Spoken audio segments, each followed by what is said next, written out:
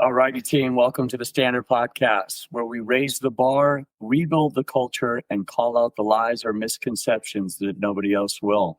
This isn't motivation. This is a movement. I'm Thomas Rowe with my host, Aaron Sarles, and today we're sitting down with Nate Crandall and Steve Galley, co-founders of create.transform.BECOME, a platform dedicated to helping young people, parents, and families build stronger relationships and achieve their goals. Nate is the founder of Impact Mentoring, a certified high-performance coach and elite adolescent mindset coach, and with a master's in psychology specializing in adolescent development. With 27 years of high school coaching experience and 20 years of teaching, Nate has built his career on one mission: make a positive impact on young people and help them achieve their dreams and goals. Steve is the founder of Transform Now Coaching, a certified high-performance coach and mental performance coach with a master's in counseling. With 27 years of coaching experience, including 20 as a head basketball coach and 32 years of teaching, Steve's mission is to help people experience joyful, meaningful transformation. Together, they're combined 54 years of coaching experience, nearly 50 years of teaching, and a shared passion for developing young people into create.transform.BECOME, a movement that's transforming how teens, parents, and families approach growth, relationships, and performance. We're diving into the truth behind what it really takes to build identity, discipline, and legacy in sports and in life. Let's get into it. Welcome to the Standard Podcast, Nate and Steve. We really appreciate you the both of you joining us. Thanks for having us. Thank you. Awesome. I'm going to just go ahead and start off with segment one, which is we're going to set the stage. I'll ask you guys a question, and we'll start with you, Nate, and then we'll move to Steve. Nate and Steve, let's start here. You're co-founding create.transform.BECOME together after decades of coaching and teaching. What does raising the standard mean to you in the work you're doing with young people and their families? I think raising the standard means getting people to look at families, look at interactions, look at those relationships in a fresh way, and helping people to realize that they can have great relationships with their teens and they can help them to chase their goals, accomplish the things that they want to in their lives. And there doesn't have to be as much friction as we think that there does. Got it. What about you, Steve? When I hear raising the standard, I think of, like holding up a flag, and that flag would have to have all sorts of values and that are based in their belief system. So I would ask somebody, what are your values? And then we love to focus on trying to get everything in alignment with those values. Right on. And what would you say is the biggest lie or misconception you feel the culture has sold young athletes, parents, and families about success, development, and relationships? Nate, we'll start with you. I think the biggest lie is that the result is the most important thing. Got it. Steve, what about you? Well, that was real. That was right to the point from Nate. No fluff. I figured you had me on the nerd timer. I've got a longer answer, Thomas. Please do. That's and completely separate from what Nate just said, although I agree with him.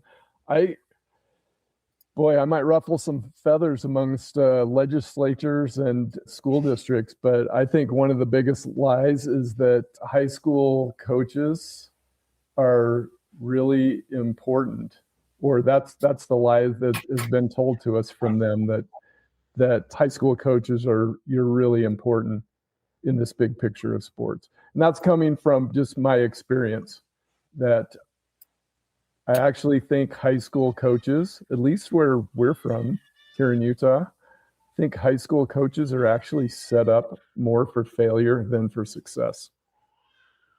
Oh, wow, Steve, you got to expand on that a little bit more, because I think it's probably universal, not just exclusive to Utah. That's interesting.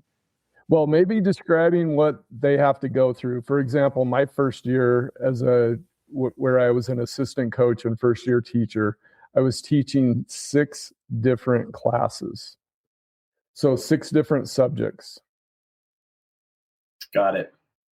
and expected to do really well at that for, a 6 to 8 hour period. And then, oh, by the way, we also want you to be great out here, but we're not going to pay you very much for either. Is this painting the picture? Oh yeah, absolutely. Yeah, absolutely. I think there are a lot of coaches out there nodding their head. Nate, you have a master's in psychology specializing in adolescent development, and you're an elite adolescent mind coach. Steve, you have a master's in counseling and you're a mental performance coach. How did the two of you come together to create this platform? Oh gosh. Go for it, Nate. He will say it in less words than I can. I don't know. With this, it gets a little long. Steve and I used to teach science. Before I got my master's, I was teaching biology in high school and middle school. And so I love the scientific approach with this because Steve and I have a very symbiotic relationship. It's very mutually beneficial. And I was the biggest benefactor of getting to know Steve. I was moving back here to Utah from Virginia. Steve took a chance on me as just an assistant coach in his program and helped me get lined up with a teaching position at the high school that he was at. Gotcha. And that began our relationship. And he helped me from that point. He then helped me make the jump to getting my own high school head coaching job for the first time and really inspired me in a lot of ways. He was training triathlons and running obscene distances, and he glowed about it to us all the time. And I thought, man, that sounds so cool to be able to do that. So I got into running because of Steve. Awesome. Then a few years later, he just helping me get through some challenges and frustrations that I was going through in my career. He gave me a book that ended up getting me into certified high performance coaching and doing that. And then at that point, I finally started to give back to him. I figure after 10 years of mooching off him, I should probably return the favor. And so I kind of started coaching him and helped introduce him to the idea of a second career. He cooked that up on his own, but just using coaching as a way to change the way he was influencing adults, people, kids, everybody. And then he just ran from there with it and has done just incredible and amazing things. But as we did that journey together, that's what Hatch, Create, Transform, Become as something that we will love working on together and are super passionate about. Right on. Steve, what would you like to add? I would just say, one day we were sitting in a cold portable classroom of Nate's on a Saturday with no heat, and we were discussing what we could do together, what we could create together. And we talked about coaching coaches, and we thought that's kind of a lost cause because they're just ego-driven crazies, right? And we talked about, well, yeah, we love coaching athletes and teens, but we kept coming back to how could we help the other part of this equation, this very important equation, and that is how can we help the parents? And so that's where our idea for Create, Transform, Become was. We based it on how can we help parents, and that's where we decided to start our podcast and just start talking about what we believed in and our philosophy. And then it's gained a little bit of momentum, and we're coaching parents and coaching athletes and coaching families and coaching coaches. And that, yeah. Awesome. So that's how it started. I love it. That's awesome. We're going to turn it over to Aaron for segment 2, which is identity and legacy. Aaron, go ahead. Take it away. Hello. Hi, guys. I'm excited to get to spend a little time with you. So I would love for both of you just to take the opportunity to share with us who you are beyond like everything that Thomas has already described. Like, who are you, Nate?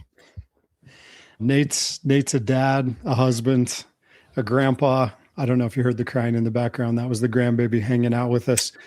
But it's just a family guy. I love my family and I love making a difference. That's one of the things that has always driven me is just working with teen athletes, especially to help them realize their potential. I think that my master's taught me one very important thing, the role of significant non-parental adults in the process of the growing up of our teens. And our culture has gotten really bad at that. It used to be very much integrated into a group or a society where there were non-parental adults that played important roles in kids' lives. And now families have become so fragmented. And that's what I see and what we see as a role. But it's kind of what drives Nate. I'm obsessed about making a difference for as many of these kids as I possibly can and helping them realize how much their parents care about them, how great they are, and how much they can do with their lives when they believe in themselves and work together with the important people in their lives to accomplish the things they want to. That's so inspiring. I love that. Thank you, Aaron. So, Steve, who are you beyond what we've shared here? Like, who is Steve? Well, I'm trying to become a world-class pickleball player. And I like that. Let's go. I don't know. I'm a pretty simple person. I think I have never sought the bright lights or fanfare. I was the son of an unhappy lawyer who did not have father growing up and did not have great opportunity. And he loved athletics and sports. And I didn't realize it till later, but he did everything in his life. He became an attorney because his goal was to be able to financially provide for his family and his kids in a way he never experienced in his youth. And so, but I learned from him that choosing a career that does not align with your passion and something that really lights you up is not necessarily the best move. And so I just he was my first coach, and my high school coach was amazing for me. And I just knew at age 14 that I wanted to coach.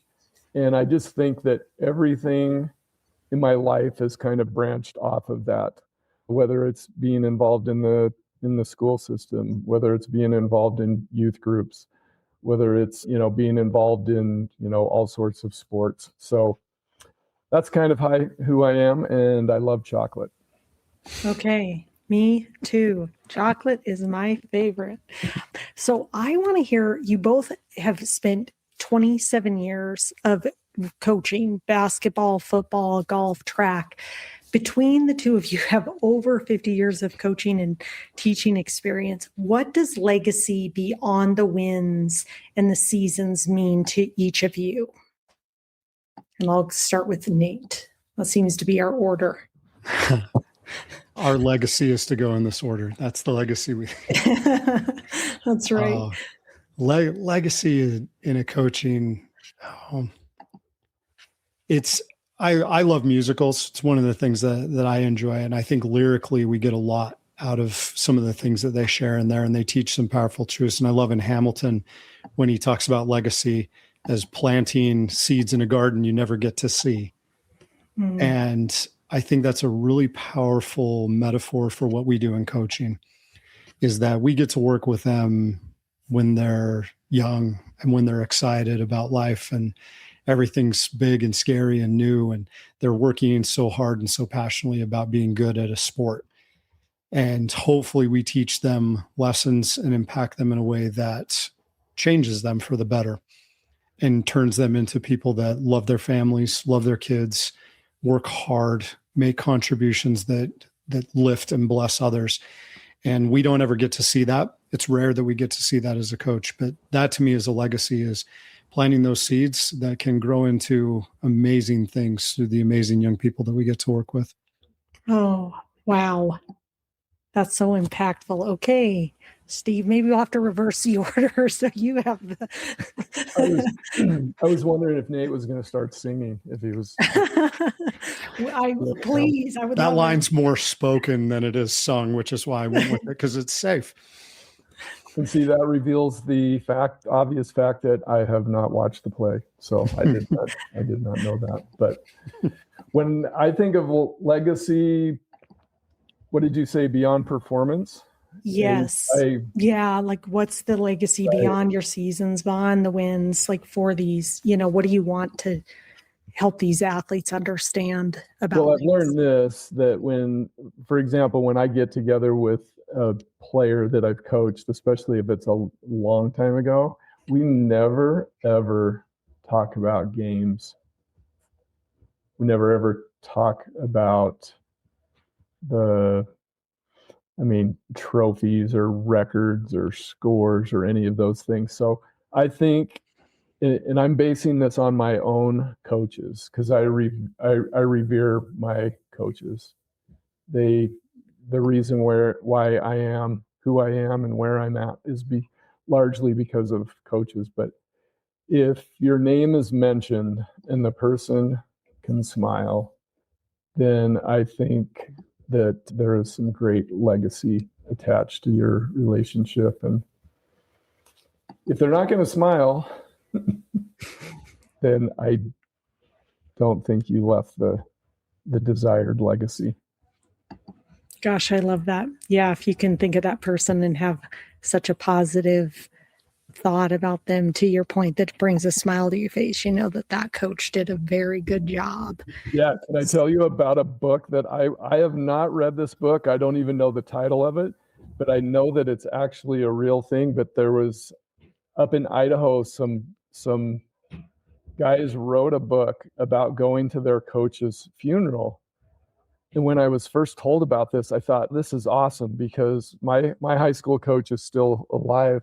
And I've pictured the image of being at his funeral, which I would like to do, and thought of how special that would be. And then the person told me, oh, they weren't showing up to show their respects. They wanted to make sure that he was actually dead, because they had a terrible experience, and he did not build them up.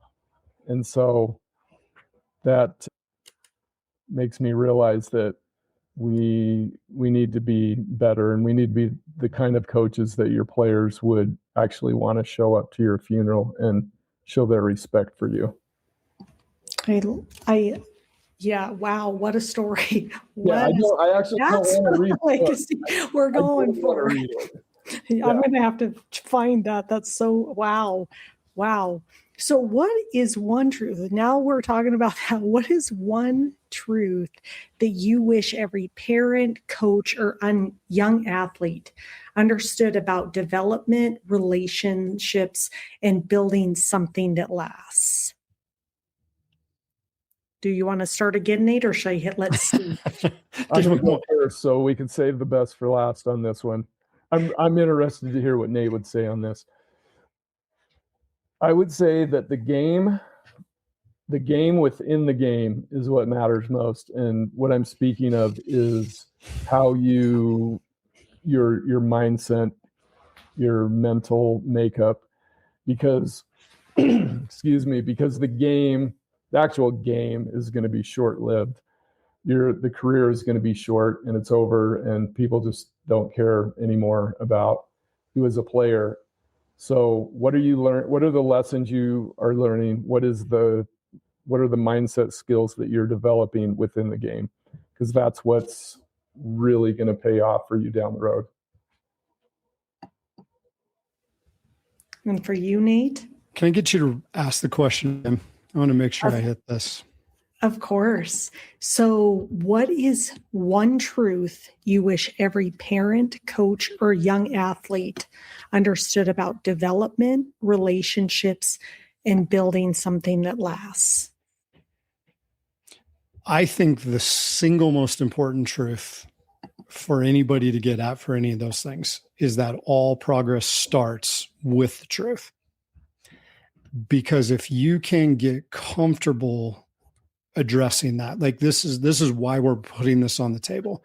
If I'm having a conversation with my son, I want to start with the truth, because that's where progress starts. If I'm coaching my players, I want to start with the truth, because that's where progress starts. As a dad, I need to know the truth, because that's where my progress starts and I can get better.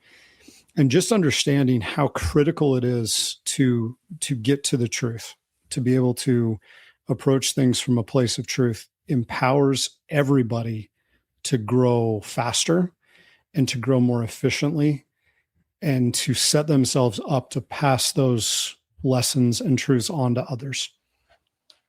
Wow. That is like one of the most profound things I've heard. And I needed to hear that today. So that was unbelievable. So with that, I'm going to turn this back over to Thomas. We're getting into segment 3, which is advice across all stages. If you could sit down with a young athlete who's just starting out, middle school or early high school, what do they need to understand about identity, development, and building their future? Steve, we'll start with you. Well, I would say first and foremost that understanding that their value is fixed, and it should not be attached to what they do and any results that they achieve. So it's actually Johnny. It's not Johnny the quarterback. It's actually Johnny, and he happens to play quarterback, and he's probably going to do it for a very short amount of time. Sure. What about you, Nate? I think I would invite them to look at the importance of creating their best future self. Who do you want to become in the process of chasing what you're chasing? This very much builds on what Steve said, because I like what Steve said that's my answer. But to add on to that is getting these young people to start thinking from their future, their best future self. That's a concept from Dr. Ben Hardy and others that have worked on that idea. But if you can help a kid create a clear picture of who they want to become by playing basketball, who they want to become through performing, acting, doing whatever they choose to do, now they can start to use it for the right reasons. I'm showing up to practice today to become this. And it changes the dynamic, and it gives them a playing field where they can now apply those identity principles that Steve talked about. Right. And what about parents who are trying to support their kids through sports, school, and life? What do parents get wrong, and what do they need to hear or understand? Nate, we'll start with you. I think the number one thing they get wrong is their role in the process. We at Create, Transform, Become, we talk about stuff like this a lot. And we focus on this idea of the 3E elevator, or bringing these 3 E's into the relationship. And it helps parents to understand their role. And that's to equip, encourage, and empower. And when we do that right, when we equip, encourage, and empower our teens in meaningful and productive ways, it helps them to excel. When we overstep, we actually disempower, and we don't provide the encouragement that they need to get out of things, and it gets in the way. And I often parents mean well, they love their kids, and they're trying really hard to help them be successful. But ultimately, it's about the kids' growth and development. And when parents equip, encourage, and empower their kids, they elevate them, and they help their teens become who they want to be. Nice. What are your thoughts, Steve? Wow. Well, the name of our show is the Stop Parenting and Start Coaching podcast. And I think one thing that we get wrong as parents, and I say we because that includes me for sure, is so often, and I'm going to focus on teens if that's okay, because that's our clientele, and especially older teens, high school age teens. We tend to try to parent a 16, 17, 18-year-old teen athlete like we would 10-year-old athlete. Got it. And we believe strongly that that's where you need to actually become more of a coach, and you need to ask more questions and do more listening rather than being a consultant and just directing and always trying to fix and rescue. Sure. And for coaches who are trying to develop young people, not just athletes, what's the one thing they're trying to make sure? What's one thing you're trying to make sure that they understand? That was a fastball to you, Nate. I think it's most important for coaches to understand that they're coaching a human being. And I've made a big mess of this listening to our conversation earlier about the kid showing up for the coach to make sure he's gone. I'm sure I've got some players that I've coached that would show up to make sure that I was out of there, because I haven't always understood this. And it's an incredibly valuable lesson as a coach to know that's a human being. Yeah. That's not a basketball player. That's not a number of innings or a lead role in a play. That is a wonderful, glorious child of God that I have the opportunity to interact with. And when I come from that place as a coach, it changes the way that I show up for them, the way that I challenge them, the way that I motivate them. And I think that's a great starting place for any coach, is to just make sure that they're looking at that person as a person. Awesome. What are your thoughts, Steve? Anything? I would just add that you, as much as you would like to, you cannot possibly insert all of your knowledge and wisdom into that underdeveloped brain. And sometimes with great intention, we want them to progress so quickly.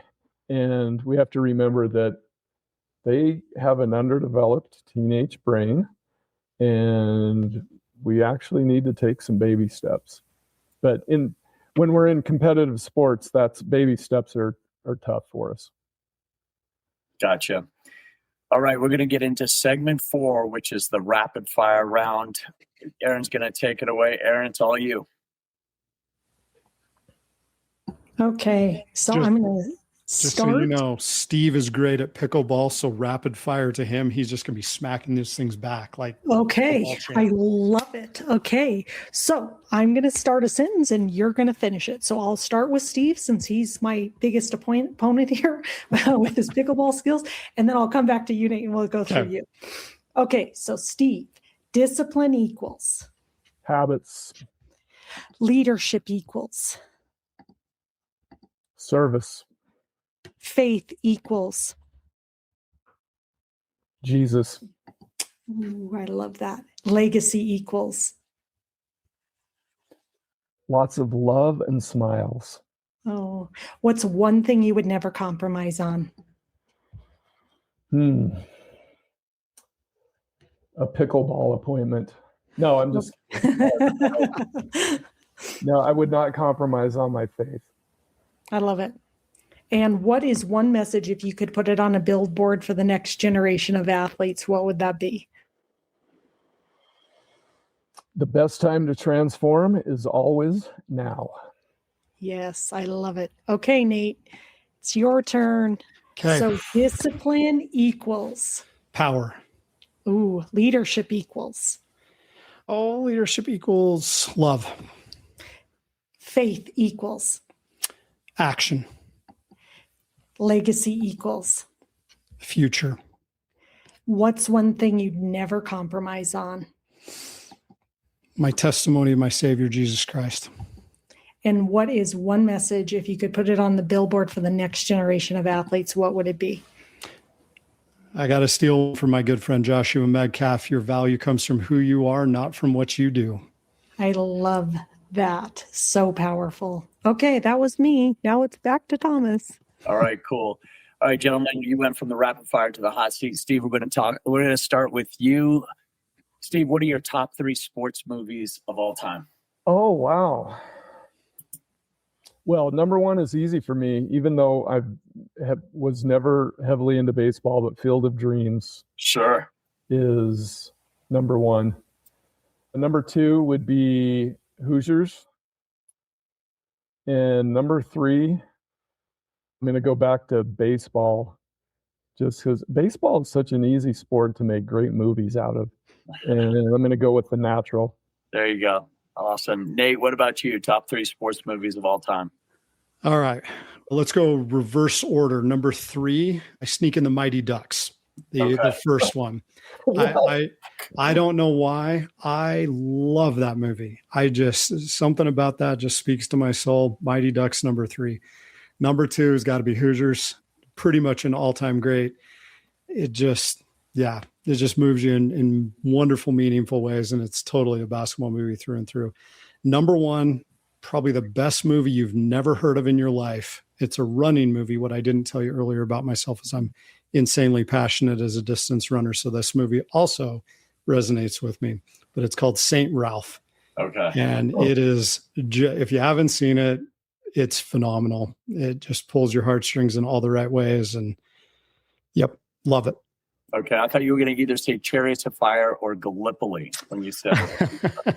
Or getting funny movies. What's the cross country movie about the team in California? I can't remember. McFarland. Yeah. McFarland's, one that you have to consider for that too, because that's just a tremendous movie about running. Was that another Kevin Costner movie? That was another Kevin Costner movie. Yeah. Yep. He loves his sports movies. Yes, he does. Awesome, gentlemen. Before we wrap up, is there something we didn't touch on today that you feel that athletes, parents, or coaches need to hear about development, relationships, or transformation? Steve? Well, I'm going to share a quote that Nate Crandall fired at me in one of our early collaboration sessions when we were talking about where we wanted to go with Create, Transform, Become. And he just simply said, parenting is the hardest job and there's not a close second. And it just immediately hit me right in the head and the heart. And I know that's true. And Nate and I we've made every parenting and coaching mistake in the book. And that's why we think we have a unique perspective on the whole thing. But it really is hard. It's really the hardest thing. And parents like to beat themselves up. And I know I've done that. And we try to really encourage parents. Awesome. Nate, anything you'd like to add? It's narrowing down my options. Just kind of piggybacking on what Steve said, parenting really is the hardest job and there's not a close second. Here's what I will add. I would encourage anybody listening, get in the habit of recognizing the things that you do well, because it's real easy to get stuck in the trap of, oh my gosh, I should have done this. I didn't do that well. I was awful at that. Why am I even trying? Very easy to go down that rabbit hole. Sure. And training your brain to focus on, you know what? I did do that well. And yeah, I may have been able to do a couple things better, but I did this well, this well, this well. And the better we get at that optimistic approach, focusing ourselves on the good qualities, the strengths that we have and what we bring to the table, the more we're able to show up for the people we love and lead with those good qualities. Awesome. Gentlemen, you guys rock. We really appreciate you taking the time. Where can people connect with you and learn more about create.transform.BECOME, whether it's a website, social media, et cetera? Why don't you go ahead and tell us where they can get a hold of you? The best place is on LinkedIn, and it's under my profile. So if you just search Steve Galley on LinkedIn, you will see what both Nate and I are building. That's my account, but what we're doing with Create, Transform, Become shows up on LinkedIn. And then our website, it's all one word, one gigantic long word, create.transform.BECOME.com. And that is how would you say it, Nate? Our website is a work in progress. And we love to chat with people, talk to people, send us a message, see what we're up to. We are low key, low pressure coaches. I think I can say that with confidence, Nate. Very, very much. We're just interested in helping teens, helping parents, and helping them connect with each other to help everybody find more joy, engagement, and confidence in their lives. That's awesome. Nate, Steve, thank you for sharing your story. And thanks for having us. We really appreciate it. Team, if this conversation challenged you, inspired you, or made you think differently, do two things for us. One, share it, send it to a parent trying to support their athlete, a coach developing young people, a young athlete trying to figure out who they are. And secondly, get in touch with both Steve and Nate. Great guys, great coaches, definitely going to make an impact on you as an athlete as well as with your family. This is the Standard Podcast, and this movement only grows when we raise the standard together. Talent fades, truth endures. Let's raise the bar, let's rebuild the culture, and let's become the standard. We'll see you next time. Steve, Nate, Aaron, thank you guys so much for joining us. We certainly appreciate your time. Thank you. Thank you so much.